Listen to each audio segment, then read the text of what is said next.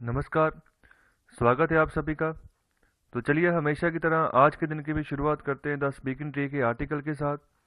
तो आज के आर्टिकल हम बात करने जा रहे हैं लव नीड्स नो ट्रेनिंग।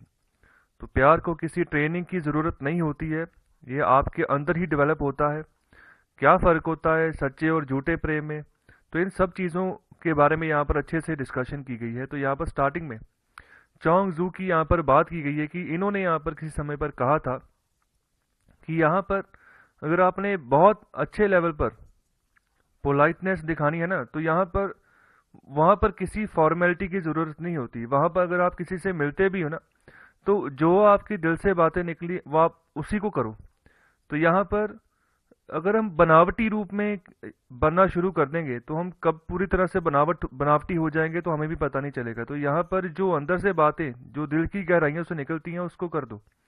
तो यहाँ पर किसी अगर पोलाइटनेस कोई दिखा रहा है, ठीक है, जो यहाँ पर किसी का स्वभाव बहुत पोलाइट है, तो यहाँ पर बड़ी तरीके से बातें करता है, तो यहाँ पर अगर बहुत सही पैमाने पर अगर अच्छी पोलाइटनेस है किसी के पास, तो वहाँ पर किसी फॉर्मेलिटी की ज़रूरत नहीं है उसको, कोई और फेस दिखाकर उसको यहाँ पर मिलने की ज़रूरत नहीं है किसी को। तो यहाँ पर हम जो भी हम काम करते हैं और जैसा भी हमारा आचरण होता है वो हमेशा चिंताओं से परे होता है। आपको चिंता करने की ज़रूरत नहीं है, जो भगवान ने जैसे दिया है उसको यहाँ पर ऐसे ही हमें यहाँ पर आगे बढ़ना है, ठीक है। तो यहाँ पर अगर आपके पास सहज बुद्धि है, अच्छी बुद्धि है, तो यहाँ पर वो भी अनप्लैंड है। आप प्लान करके अपनी बुद्धि नहीं डेवलप कर सकते। ओके, कि मैं आज किसी को मिलूंगा तो उसको मैं ये शो करूंगा कि देखो मेरे पास कितनी समझदारी है। तो वह वो चीज़ आप फिर उसी दिन के लिए आप बता पाओगे, एक्चुअल में जो आप हो आप वही रहोगे। तो यहाँ पर बात यही है कि अगर आपने बिल्कुल अपने आप को सही करना है तो अपने अंदर काम करो। फिर यहाँ पर दिखावा करना, एक दिन का दिखावा कर दोगे, 2 दिन का कर दोगे, बाद में क्या करोगे। तो यहाँ पर जो प्रेम होता है, जो परफेक्ट प्यार होता है, वहाँ पर उसको किसी भी डेमोन्स्ट्रेशन की ज़रूरत नहीं होती है। और जो एक सिंसेरिटी की अगर बात करें कि इंसान बहुत सिंसियर है, तो यहाँ पर उसकी भी यहाँ पर कोई गारंटी नहीं होती। ओके, जिसके पास यहाँ पर परफेक्ट सिंसेरिटी होती है तो वो नेचुरल होता है जो भी चीज़ होती है यहाँ पर। तो आगे यहाँ पर बात कर रहे हैं कि जितने भी यहाँ पर हम परफेक्शंस की बात कर रहे हैं, तो यहाँ पर एक चीज़ की उनको ज़रूरत पड़ती है, वो है अवेयरनेस। मतलब कि आप जागरूक होने चाहिए। आपको पता होना चाहिए कि आप पहचान कर सको कौन यहाँ पर सच में परफेक्ट है और कौन यहाँ पर सिर्फ दिखावा कर रहा है। तो यहाँ पर अगर आप अवेयर नहीं होंगे तो आपको फिर गलत फेसेस ही आपके सामने आएंगे और आप उसी को सच मान लोगे। तो यहाँ पर अगर आप यहाँ पर सिंसेयर हो, ओके, तो यहाँ पर आपको कोई एफर्ट करने की ज़रूरत नहीं है सिंसेयर बनने के लिए। ये सिर्फ आपके अंदर से ही भावना निकलेगी। तो अगर आप एफर्ट कर रहे हो सिंसेयर दिखने के लिए कि मैं बहुत सिंसेयर हूँ, मैं कहीं पर गया हूँ तो यहाँ पर मैं किसी से ज़्यादा बात नहीं कर रहा हूँ, मैं फालतू किसी चीज़ को यहाँ पर मैं सेवन नहीं कर रहा, तो यहाँ पर ये दिखावे की सिंसेरिटी कई बार हो जाती है, लेकिन अंदर कुछ और होता है, बाहर कुछ और होता है। तो अगर ऐसी सिंसेरिटी दिखावे की होगी तो फिर फॉर्मल है, सिर्फ दिखावा है और कुछ नहीं है वो। तो यहाँ पर आगे बात कर रहे हैं कि अगर आप प्रेम की बात करें, तो यहाँ पर अगर किसी से आपने प्रेम किया या प्रेम से बात भी करनी है, तो अगर आपको एफर्ट लगाने की जरूरत पड़ रही है ना, तब भी वो प्रेम जो है सच्चा नहीं है, वो झूठा ही है। तो आप उसको मैनिपुलेट कर रहे हो। आप मतलब कुछ है हो कुछ और बनने की कुछ और बात कर रहे हो। तो आप देखो, अगर आप कहीं पर भी किसी भी जब प्राइवेट बैंक में जाओ, जहाँ फिर किसी एजेंसी में जाओ जहाँ पर आपको गाड़ियाँ वगैरह मिलती हैं, तो वहाँ पर देखो आप आपसे कैसे बातें होती हैं। मतलब कि आपको बिल्कुल ऐसे प्यार से बात करेंगे जैसे जैसे आपसे किसी ने की ना हो पूरी जिंदगी में। तो लेकिन एक्चुअल में वो चीज़ नहीं होती है। उनको सिर्फ ऐसी बातें करने की प्रैक्टिस हो गई होती है पूरी जिंदगी। तो वो जो प्रैक्टिस से बातें कर रहे हैं वो ज़रूरी नहीं है कि वो अंदर से भी वो ऐसे ही हो। तो यहाँ पर वो मैनिपुलेट करते हैं। तो यहाँ पर बहुत सारे जो ग्राहक होते हैं वो इसी मैनिपुलेशन में ही फंस जाते हैं और जो इम्प्रेस हो जाते हैं उनकी बातों से। तो ऐसे ही बहुत सारे एजेंट्स भी जो काम करते हैं तो वो भी ऐसे ही करते हैं। तो यहाँ पर जो दोस्ती है ना, तो वो भी बिजनेस बन जाता है। तो कभी भी दोस्ती बिजनेस नहीं होती है। अगर आपका कोई एक भी दोस्त है या दो जितने भी दोस्त हैं, तो वो कभी भी आपके अंदर से आवाज आएगी कि भाई मैं इसको किसी व्यापार में नहीं बदल सकता, ये दोस्ती है तो दोस्ती ही रहने दो इसको। तो यहाँ पर ऐसे प्रेम के बारे में कुछ भी पता नहीं होता। तो यहाँ पर आगे बात कर रहे हैं कि किसी भी तरह की यहाँ पर ट्रेनिंग की ज़रूरत नहीं होती है प्रेम को या प्यार को। तो वैसे ही यहाँ पर जो फ्रेंडशिप है, तो यहाँ पर ये कुछ ऐसा है जहाँ से यहाँ पर हम अपनी जो दोस्ती है उसको सच्चाई से हम निभाएं, तो उसको हम निभा सकते हैं। तो यहाँ पर friendship is not something you have to learn. तो यहाँ पर कुछ सीखने को आप नहीं जा रहे हो, यहाँ पर एक आपका एक फन होता है जितने भी आपकी फ्रेंडशिप का सर्कल होता है वहाँ पर। तो फ्रेंड्स सच्चे दोस्त इसलिए होते हैं कि यहाँ पर अगर आपको कोई भी ज़रूरत हो तो आपके वो काम आए। और आगे यहाँ पर बात कर रहे हैं कि अगर आप बड़ी सोच समझकर किसी के साथ दोस्ती कर रहे हो तो फिर वो कोई दोस्ती नहीं है, आपने बिल्कुल प्लान करके दोस्ती की अपना कोई मतलब निकालने के लिए। तो यहाँ पर आप एक्सप्लॉइट कर रहे हो, तो यहाँ पर आप दूसरे को एक्सप्लॉइट कर रहे हो और साथ ही साथ उसको धोखा भी दे रहे हो आप। तो यहाँ पर आप सच्चे नहीं हो। आप यहाँ पर जैसे भी फ्रेंडशिप कर रहे हो सिर्फ वो एक तरह की बिजनेस रिलेशनशिप है, अगर आपने किसी से बिल्कुल प्लान करके दोस्ती की है। तो यहाँ पर अगर हम बात करें किसी भी ऑथेंटिसिटी के बारे में, किसी भी चीज़ की ऑथेंटिसिटी के बारे में, तो यहाँ पर ये सिर्फ और सिर्फ स्कूल एजुकेशन से हमें नहीं आ सकती है। ये हमें आ सकती है अगर हम अवेयर रहना शुरू करें, अगर हम जागरूक रहना शुरू करें, तभी हम ऑथेंटिसेट कर सकते हैं कि कौन यहाँ पर सच्चा दोस्त है, कौन यहाँ पर झूठा दोस्त है। तो यहाँ पर हमें अगर हम अवेयर रहते हैं तो यहाँ पर यही जो है ज़िंदगी जीने में, यहाँ पर जीने का एक अच्छा रास्ता है। अगर हम अवेयर होकर यहाँ पर ज़िंदगी जीते हैं, अलर्ट रहते हैं, तो हमें यहाँ पर पता चलता रहेगा कि यहाँ पर क्या जो है चीज़ें हमारे फ़ायदे के लिए, क्या नुकसान के लिए। तो कहने का मतलब अगर दोस्ती हो जहाँ पर प्रेम हो, तो यहाँ पर वो सच्चा होना चाहिए, रियल होना चाहिए। तो यहाँ पर अलर्ट होने का मतलब ये भी यहाँ पर कहा जा रहा है कि वल्नरेबल, मतलब कि आप कमज़ोर हो और जो आपके आसपास होता है उसको होने दो। तो यहाँ पर ये भी बात कर रहे हैं। तो आगे यहाँ पर बात कर रहे हैं कि आप इसको एक्सेप्ट करते हो लेकिन आप कभी भी कॉम्प्रोमाइज़ नहीं करते। आप अपने यहाँ पर चेतन जो है, ओके, तो यहाँ पर उससे उसको छोड़कर आप कोई भी आप यहाँ पर चीज़ें आप नहीं खरीदते हो। तो यहाँ पर आप होश में रहते हो। तो आप होश में तभी हो जब आप अलर्ट हो। तो यहाँ पर अगर आपको अकेला भी छोड़ दिया जाए फिर भी आप यहाँ पर एक्सेप्ट करते हैं कि यहाँ पर मैं अकेला हूँ, लेकिन फिर भी आप जो है ना अपना यहाँ पर होश नहीं छोड़ते। आप फिर भी यहाँ पर ये चाहते हो कि मैं अलर्ट रहूँ। तो अलर्ट रहने का मतलब यही है कि आप अलर्ट होंगे तभी आपको आसपास के जो सिनेरियो उसके बारे में ठीक पता होगा। तो अगर आपके अंदर अलर्टनेस यहाँ पर पैदा हो जाती है कि आपको पहचान करने की यहाँ पर शक्ति यहाँ पर मिलनी शुरू हो जाती है, तभी आपका जो है सही धर्म जो है यहाँ पर शुरू होता है। तो यहाँ पर डेली लाइफ में बहुत तरह के लोग मिलते हैं, तो उनकी पहचान करना भी बड़ी ज़रूरी होता है। तो अगर किसी को अपने नज़दीक भी रखना है, तो अगर किसी को अपना दोस्त भी बनाना है, तो उसको कैसे इंसान को हम दोस्त बनाएं, तो यहाँ पर उसकी भी अलग अलग स्पेसिफिकेशन है। तो यहाँ पर अगर कोई किसी मतलब के लिए आपका दोस्त बना तो फिर आपका दोस्त है ही नहीं। अगर आपके साथ कोई किसी मतलब के लिए प्रेम कर रहा है तो फिर वो आपके साथ सिर्फ धोखा कर रहा है और कुछ नहीं कर रहा, सिर्फ आपका टाइम वेस्ट कर रहा है और आपको एक्सप्लॉइट कर रहा है। तो इन्हीं सभी बातों के ऊपर यहाँ पर डिस्कशन की गई है। आई होप आपको अच्छी लगी है डिस्कशन। तो कृपया मुझे कमेंट बॉक्स में ज़रूर बताएं कि डिस्कशन के बारे में, और यहाँ पर आप जो भी रोज़ाना सीखते हो तो आप क्या अपनी ज़िंदगी में इसको इम्प्लीमेंट करते हो या नहीं करते हो, तो इसके बारे में भी मुझे आप बताइए। तो इस आर्टिकल में हम बात करने जा रहे हैं फार्मर्स प्रोटेस्ट के बारे में। तो हाल ही में होम मिनिस्ट्री के द्वारा कुछ कंसेशंस फार्म बिल्स में की गई थी, तो फिर वो प्रपोज़ल किसानों को यहाँ पर भेजा गया था कि आप उसको देखें। तो यहाँ पर जो किसान है उन्होंने उसको भी रिजेक्ट कर दिया है। तो इसी के बारे में पूरा आर्टिकल है। तो यहाँ पर स्टार्टिंग में ही ऑथर बात कर रहे हैं कि गवर्नमेंट अगर थोड़ा फ्लेक्सिबल हुई है तो किसानों को भी चाहिए कि वो भी यहाँ पर फ्लेक्सिबिलिटी शो करें।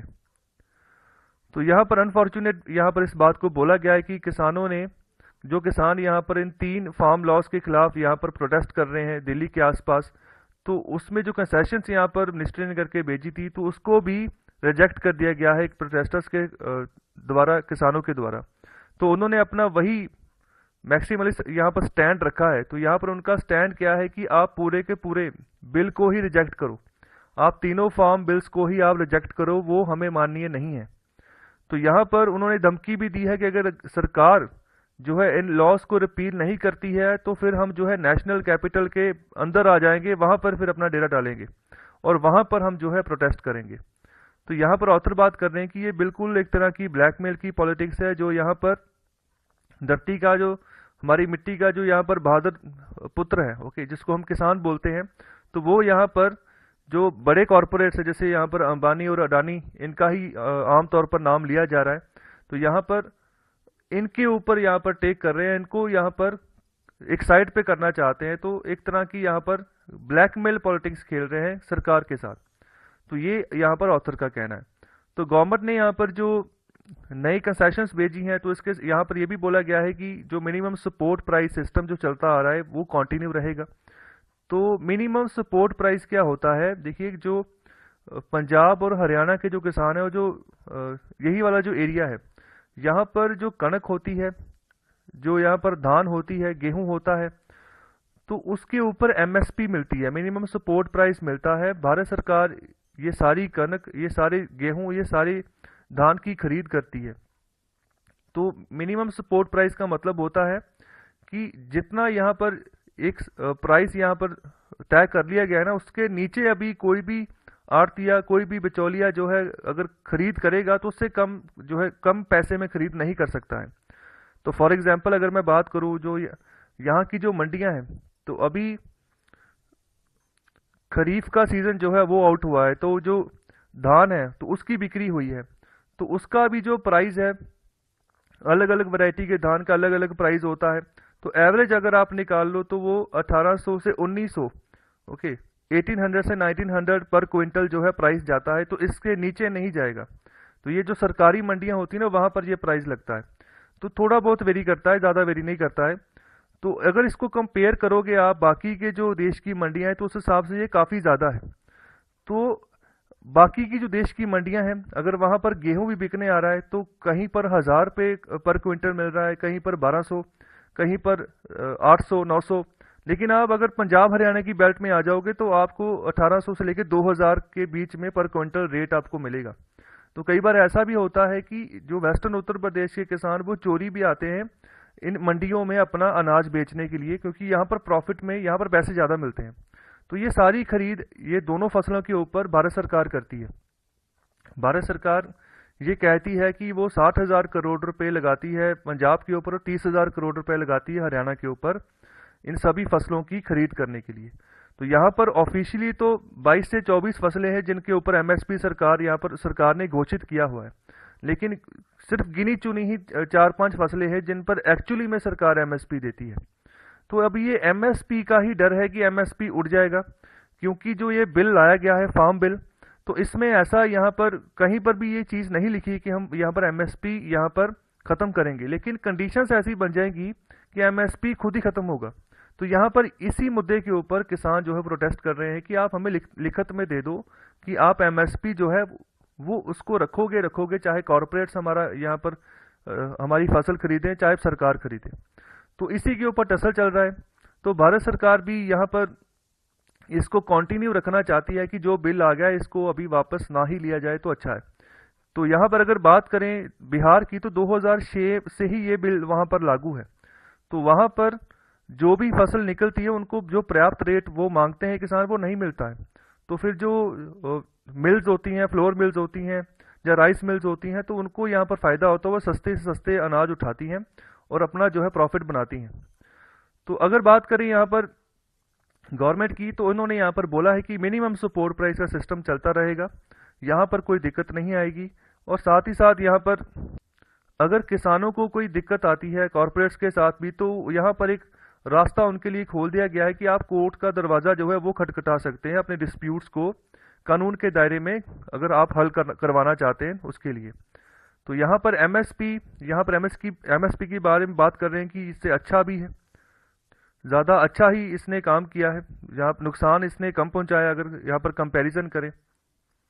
तो आगे यहाँ पर ऑथर बात कर रहे हैं कि यहाँ पर कोई ऐसा प्रॉमिस नहीं होना चाहिए कि जहाँ पर कि एमएसपी की तहत ही यहाँ पर प्रोक्रूटमेंट हो, अगर हम प्राइवेट ट्रेडर्स के ऊपर यहाँ पर इसको थोप दें कि आप एमएसपी से ही आप यहाँ पर काम करो। तो अगर ऑफिशियली यहाँ पर लिख देते हैं तो फिर एक्चुअली में कोई भी कॉरपोरेट आएगा ही नहीं यहाँ पर फसल खरीदने। अगर यहाँ पर भारत सरकार एमएसपी लिख देती है ना कि मैं लिख कर दे रही हूँ कि एमएसपी खत्म नहीं होगा, अभी तो यहाँ पर सिर्फ वर्चुअली बोलकर यहाँ पर बात कही जा रही है, लेकिन अगर कल को किसान कोर्ट में जाता है तो उसके बाद कोई प्राप्त डॉक्यूमेंट नहीं होगा, क्योंकि सरकार ने लिखत में दिया ही नहीं।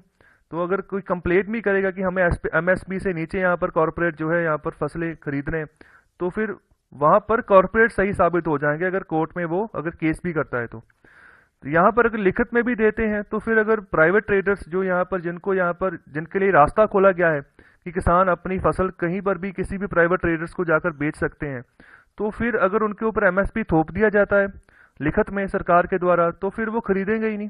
फिर वही सिचुएशन रहेगी जो पहले से चलती आ रही है। तो सरकार वैसे यहाँ पर चाह रही है कि अपना जो यहाँ पर भार है ना उनको प्राइवेट के ऊपर जो है वहां पर कन्वर्ट किया जाए। तो यहाँ पर काफी पैसा खर्चा हो जाता है भारत सरकार का फसल खरीदते खरीदते।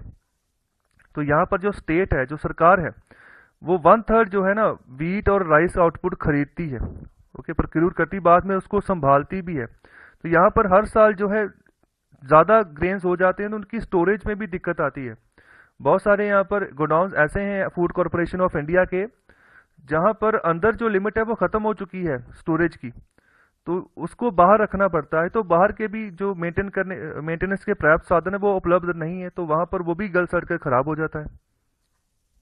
तो आगे यहाँ पर ऑथर यही बात कर रहे हैं कि जो पैसा आप फसल की खरीद में लगाते हैं उसकी लोडिंग में लगाते हैं, बाद में एफसीआई क्या करता है जब मंडी में खरीद हो जाती है फिर ट्रक्स हायर करता है, ट्रांसपोर्ट हायर करता है। तो उनको भी यहाँ पर पैसे देने होते हैं कि आप वहां से फसल उठाकर गोदाम तक पहुंचाओ। फिर अगर जब उनको गोदाम खाली करने होते हैं तो तभी भी फिर ट्रांसपोर्ट को हायर करना पड़ता है। वो सारा खर्चा एफसीआई को यहाँ पर देना पड़ता है कि आप ट्रांसपोर्ट आप उठाइए गोदाम से और यहाँ पर जो नज़दीकी का जो रेलवे स्टेशन है वहां तक पहुंचाइए, हमने ये जो माल है उसको आगे एक्सपोर्ट करना, आगे भेजना है। तो ये सभी प्रक्रिया के लिए, अनलोडिंग के लिए, लोडिंग के लिए, ट्रांसपोर्ट के लिए, स्टोरेज के लिए, खाने पीने की चीज़ों के लिए, जो भी यहाँ पर फाइनेंसिंग के लिए पैसा लगता है, तो यहाँ पर हम सारा का सारा पैसा कहाँ पर बहुत बहुत ज़्यादा पैसा कहाँ पर लगा रहे हैं, सिर्फ और सिर्फ यहाँ पर जो फूड सिक्योरिटी के लिए। ओके, तो यहाँ पर ये बात कह रहे हैं कि इतना पैसा सरकार यहाँ पर लगा रही है, तो यही पैसा जो है हम हेल्थ केयर के ऊपर लगा सकते हैं, एजुकेशन के ऊपर लगा सकते हैं, नई पॉलिसी अगर रिफॉर्म कर रहे हैं, ठीक है, उसके ऊपर लगा सकते हैं कि कैसे हम जो है नए रिफॉर्म्स लेकर आए, स्टोरेज को कैसे बढ़ाएं, प्रोसेसिंग को सही कैसे करें। ओके, तो यहाँ पर ये सब काम के ऊपर भी हम फोकस कर सकते हैं, दानों इन ग्रेन के अलावा, इन अनाज के अलावा। तो यहाँ पर देखो खर्चा तो भारत सरकार ही कर रही है, अगर प्रोक्रूटमेंट भी कर रही है, तो जो बाकी के राज्य हैं वहां पर कॉरपोरेट्स अभी धीरे धीरे आगे बढ़ रहे हैं क्योंकि उनको आज़ादी दे दी गई है कि अपने हिसाब से रेट लगाएं और फसल की खरीद करें। तो वो वहां पर जो जिम्मेदारी है ना फसल खरीदने की वो प्राइवेट होल्डर्स के ऊपर चली गई है। हालांकि वो उतना पैसा नहीं दे रहे हैं जितनी यहाँ पर बाकी राज्यों में मिल रही है। अगर सपोज एग्जांपल ले पंजाब और हरियाणा की, तो यहाँ पर भारत सरकार यही पंजाब हरियाणा में भी यही चाह रही है कि किसी ना किसी तरीके से जो पैसा यहाँ पर खर्चा हो रहा है वो पैसा मैं हेल्थ केयर और एजुकेशन के ऊपर ज़्यादा पैसा लगाऊं ताकि जो कि देश की तरक्की हो। तो और जो फार्मिंग टेक्निक्स है उसके ऊपर लगाएं ताकि जो कि जो एग्रीकल्चर जो है ना उसको और बढ़िया तरीके से निखारा जाए, अच्छी प्रोडक्टिविटी जो है वो निकाल कर हमें जो है सामने लेकर आए। और ऑथर यहाँ पर यही बात समझाने की कोशिश कर रहे हैं कि जो अभी फार्मर्स का जो एजिटेशन चल रहा है, जो यहाँ पर प्रोटेस्ट ये कर रहे हैं, तो यहाँ पर यही स्ट्रगल इनका नजर आ रहा है कि ये चाहते हैं कि जो स्टेट का काफी बड़ा जो रिसोर्सेज है ना, पैसे हैं, वो सिर्फ इन्हीं के यहाँ पर खरीद के ऊपर ही लगे। तो यहाँ पर जो गरीब हैं, ठीक है, उनको यहाँ पर एक किनारे कर दिया जाए और सिर्फ जो है जो फसल जो है उनकी फसल जो निकलती है सिर्फ उन्हीं की खरीद के ऊपर जो है सरकार का पैसा ज़्यादा से ज़्यादा लग जाए। तो यहाँ पर इसी का स्ट्रगल जो है यहाँ पर ये कर रहे हैं। तो यहाँ पर आगे यहाँ पर बात कर रहे हैं कि यहाँ के जो अमीर किसान हैं, तो सिर्फ जो एक्सेस में जो प्रोक्रूटमेंट सिर्फ यही नहीं है इनका यहाँ पर सोर्स अमीर होने का। यहाँ पर ये बात कर रहे हैं कि जो इनको फ्री पावर मिलती है, जो फ्री इरिगेशन सर्विस इनको प्रोवाइड होती है, इसके अलावा और जो सब्सिडाइज इनको फार्म इनपुट्स मिलते हैं, तो उनको भी यहाँ पर देखने की जरूरत है। वो भी यहाँ पर एक्सेस में ही जा रहे हैं, तो वहां पर भी खर्चा ही हो रहा है सरकार का। तो बहुत से राज्य यहाँ पर ऐसे भी हैं जिनको फ्री बिजली भी, अगर हम फार्मिंग के लिए अगर आप इलेक्ट्रिसिटी यूज कर रहे हो तो वहां पर बिल भी माफ किए हुए थे कई राज्यों ने। तो कई राज्यों में इरिगेशन फैसिलिटी भी यहाँ पर फ्री है। अगर किसी इरिगेशन पर्पस के लिए कनेक्शन ले रहे हो तो वो भी आपको फ्री मिल रहे हैं। तो ये भी यहाँ पर जो है ना एक्सेस में यहाँ पर रिसोर्सेज ही हैं जो यहाँ पर एक्सप्लॉइट हो रहे हैं राज्यों के। तो यहाँ पर इसके ऊपर भी यहाँ पर बात बनती है कि इसके ऊपर भी देखा जाए। और आखिर में यहाँ पर बात कर रहे हैं कि कुछ यहाँ पर बेवकूफ़ जो कॉरपोरेट जंबोज हैं, जो बड़े यहाँ पर कॉरपोरेट्स हैं, वो कुछ यहाँ पर जो बेदोशे किसान हैं, ठीक है, उनको भी यहाँ पर पैरों तले रौंद रहे हैं, सिर्फ और सिर्फ जो उनका गरीबों के साथ कन्फ्लिक्ट है ना, उसको नज़रअंदाज करने के लिए। तो यहाँ पर कंपनीज की अगर बात करें तो यहाँ पर बात करें तो ये भी एक तरह के ड्राइवर्स हैं। अगर प्रॉस्पेरिटी की अगर बात करें तो ये भी एक तरह से देश की इकोनॉमी को ही चलाते हैं। तो फार्मर्स को यहाँ पर क्या करना चाहिए कि एक ऑर्गेनाइजेशनल फॉर्म जो है ना वो क्रिएट करना चाहिए, जो इनको अलाउ करे कि जो भी इनका फार्म प्रोड्यूस हो उनकी ये मार्केटिंग कर सके, और इनके हाथों में बार्गेनिंग पावर हो कि जो यहाँ पर अच्छा रेट जिनको जहाँ पर मिले वहाँ पर जाके अपनी फसल बेच दें। तो गवर्नमेंट को भी इसके ऊपर काम करना चाहिए, एक जो है प्रोएक्टिव सपोर्ट यहाँ पर प्रोवाइड करनी चाहिए अपनी फार्मिंग जो है ना उसको डाइवर्सिफाई करने के लिए। और जो सिर्फ और सिर्फ ग्रेन है उसके अलावा कि फार्मिंग को कैसे डाइवर्सिफाई करें, कैसे वो अपने प्रोड्यूस को आगे जाकर बेचें जिसमें कि सबका फायदा हो, एक गरीब से लेके एक कॉरपोरेट तक सबका यहाँ पर जो है बेनिफिट यहाँ पर हो, किसान का भी बेनिफिट हो। तो यहाँ पर ये अंतिम बात यहाँ पर ऑथर कर रहे हैं लास्ट में कि कैसे अप्रोच जो है यहाँ पर अपना सकते हैं। तो यहाँ पर जो फार्म बिल्स नए आए हैं वो बेसिकली यही बात कह रहे हैं कि अपनी जो प्रोड्यूस है आप उसको कहीं पर भी जाकर बेच सकते हो, अगर आप जहाँ पर भी आपको अच्छा रेट मिल रहा है। तो यहाँ पर बेसिकली यही था पूरा आर्टिकल। आई होप आपको अच्छे से आर्टिकल समझ आया है। तो इस आर्टिकल में हम चर्चा करने जा रहे हैं, अगर आप डेमोक्रेसी को अच्छा करना चाहते हैं तो फिर उसके लिए अच्छे रिफॉर्म्स भी लेकर आइए। तो ये बात यहाँ पर चर्चा हम क्यों यहाँ पर शुरू कर रहे हैं, कल ही यहाँ पर जो नीति आयोग के सीईओ हैं अमिताभ कांत जी, तो उन्होंने यहाँ पर एक स्टेटमेंट दी कि there is a too democracy in India, कि भारत में बहुत ज़्यादा यहाँ पर लोकतंत्र है। तो जो यहाँ पर फार्मर्स का जो प्रोटेस्ट चल रहा है तो उसी के मद्देनज़र उन्होंने ये बयान दिया है, ये स्टेटमेंट दी है कि भारत में बहुत ज़्यादा लोकतंत्र है, मतलब कि बहुत ज़्यादा आज़ादी लोगों को दी हुई है। तो यहाँ पर इसी मुद्दे के ऊपर हम चर्चा करेंगे आज। तो डेमोक्रेसी के बारे में कि अच्छी तरह अगर डेमोक्रेसी को डेवलप करना है तो कैसे कैसे यहाँ पर रिफॉर्म्स को अच्छा करना होगा। तो साथ ही साथ स्टार्टिंग में यहाँ पर एग्जाम्पल ले रहे हैं, बात कर रहे हैं 18वीं सदी के एक फिलोसफर हुए हैं जिनका नाम है इमानुएल कंत। तो इनकी जो फिलोसफीज हैं, इनके द्वारा लिखे हुए कोर्स जो है ये भी यूपीएससी एस्पिरेंट्स जो है काफ़ी हद तक इस्तेमाल करते हैं। हम इस्तेमाल कर सकते हैं इनके जो कोर्स हैं, जब भी आप मेंस की आंसर राइटिंग करेंगे तो अलग अलग टॉपिक के ऊपर अलग अलग तरह के इनके कोर्स हैं। तो आप इनको भी पढ़िए अच्छे से, आपको काफ़ी जो है अहम जानकारी इनके द्वारा मिलेगी। तो इनकी यहाँ पर बात की गई है कि इन्होंने किसी समय पर बिल्कुल सही यहाँ पर ऑब्जर्व किया था कि जो भी हम काम कर लेते हैं ना, जो भी हम जहाँ पर काम नतीजा कोई भी निकलता हो, चाहे यहाँ पर जो भी हम डिसीजन लेते हैं तो हमारा बेसिकली यहाँ पर डिसीजन यही होता है कि हमने जो फैसला यहाँ पर लिया है वो बिल्कुल सही है, जो भी हम डिसीजन लेते हैं। लेकिन बाद में जब रिजल्ट निकलता है ना, तब जाकर पता चलता है कि मेरा फैसला, जो मेरी जजमेंट थी, या वो सही थी या नहीं थी।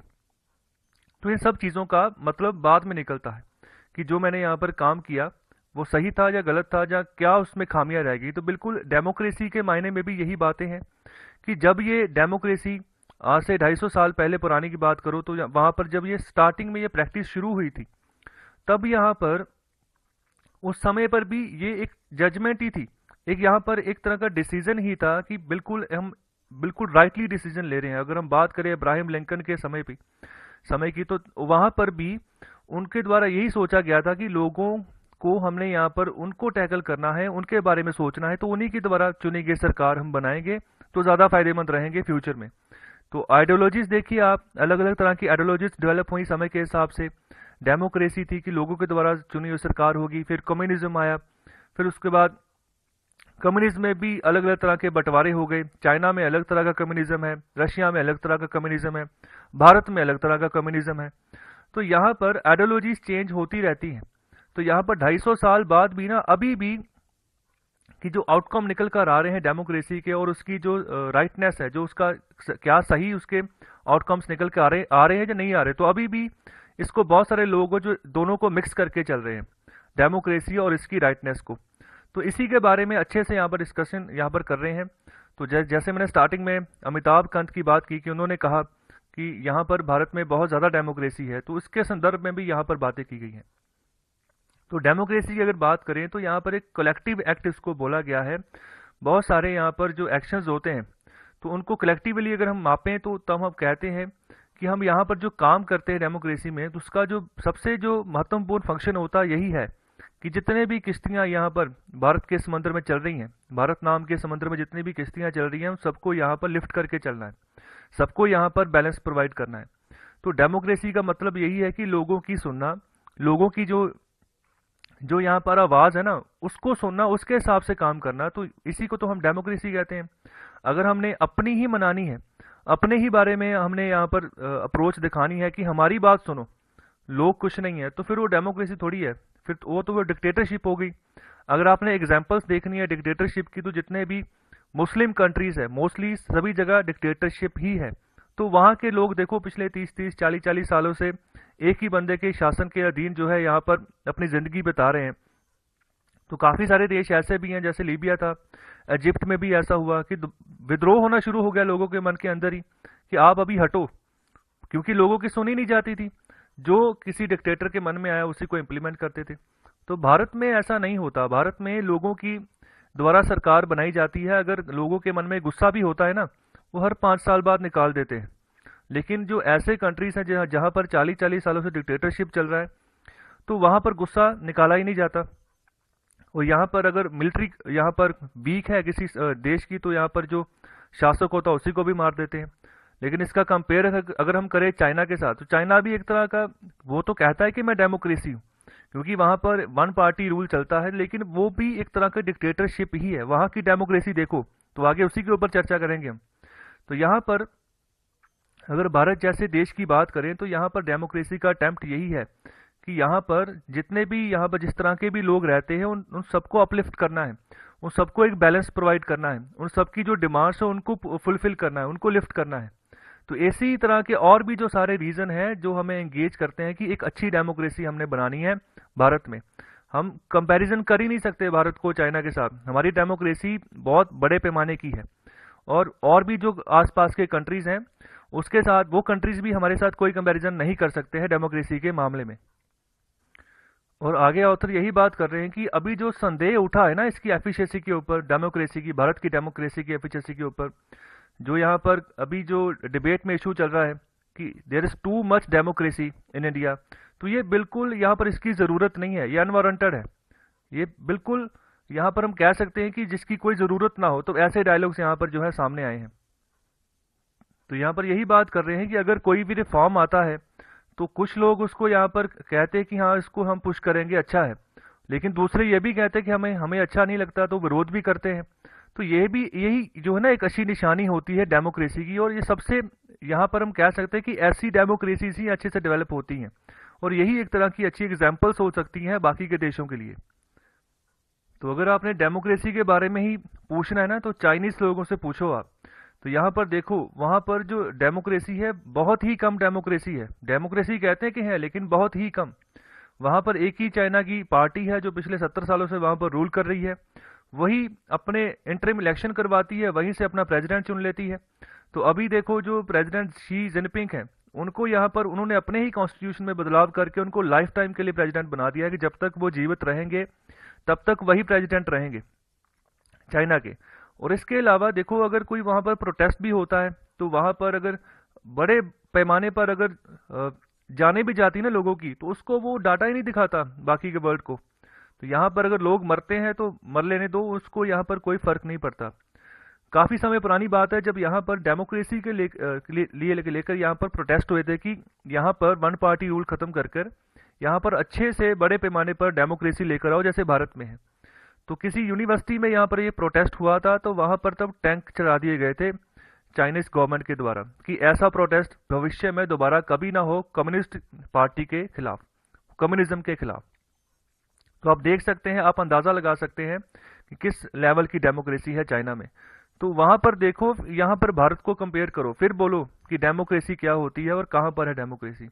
तो यहाँ पर एक टर्म यूज करके चलती है चाइना की communist party, socialist consultative democracy. तो यहाँ पर इसकी डेमोक्रेसी को ये बोला जाता है, मतलब कि जो समाजवाद समाजवाद से जो प्रभावित जो डेमोक्रेसी है, तो उसको ये डेमोक्रेसी बोलते हैं वहां पर।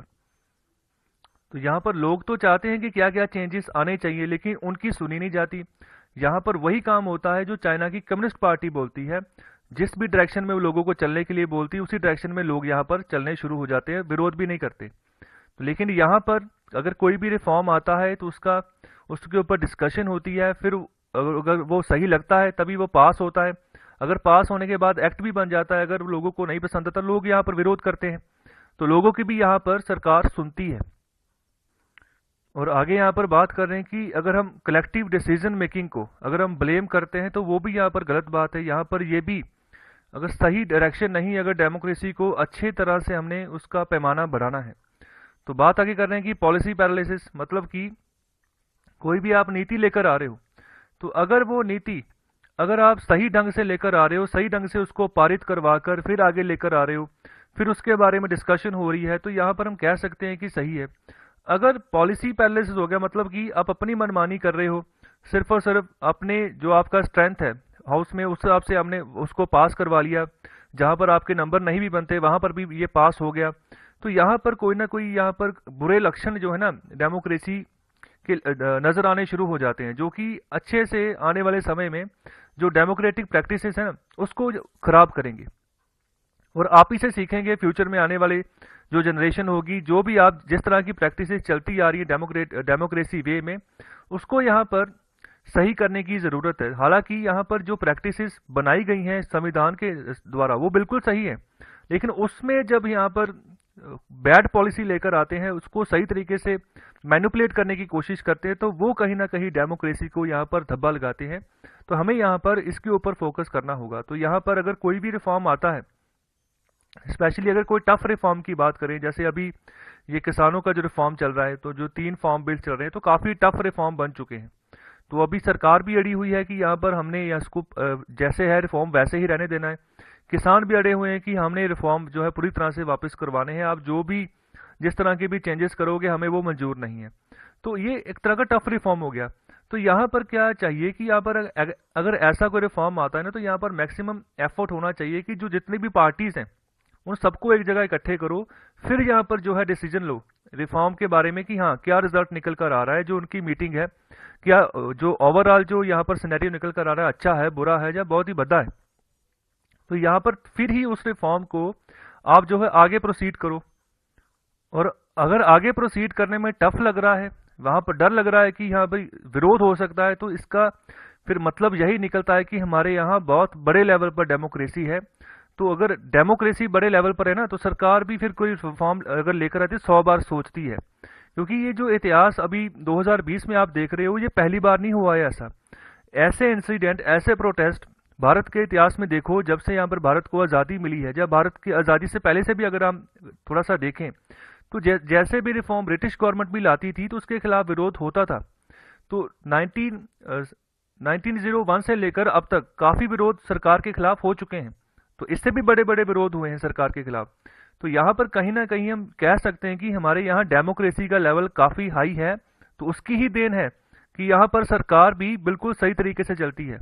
अगर ऐसी डेमोक्रेसी ना हो तो फिर चाइना की तरह हाल हो जाएगा। चाइना की जैसे कम्युनिस्ट पार्टी खुद ही सोचती है, खुद ही डिसीजन लेती है, और लोगों के बारे में यहाँ पर उसको कोई डर ही नहीं होता कि लोग उसका विरोध करेंगे। तो यहाँ पर डर रहता है, चाहे कोई राज्य सरकार है चाहे केंद्र सरकार है, तो वो वही काम करती है जो लोग चाहते हैं, जो लोगों के फेवर में हो, जो लोग जिस बात से संतुष्ट हो जाए। तो यहाँ पर जिस भी तरह की हम सिचुएशन की अगर बात करें, तो यहाँ पर डेमोक्रेसी काफी बड़े पैमाने पर है, तो भारत के हिसाब से ही है, भारत के लोगों के हिसाब से ही है। तो यहाँ पर ये पूरा आर्टिकल यही दर्शा रहा है कि जो ये एक स्टेटमेंट आई थी, यहाँ पर बहुत ज़्यादा डेमोक्रेसी है, तो उसी को यहाँ पर क्वेश्चन किया है, उसी के आंसर्स यहाँ पर देने की कोशिश की गई है ऑथर के द्वारा। आई होप आपको आर्टिकल अच्छा लगा है, अच्छे से समझ आया है। तो कृपया लाइक, शेयर और सब्सक्राइब जरूर करें। बहुत बहुत शुक्रिया।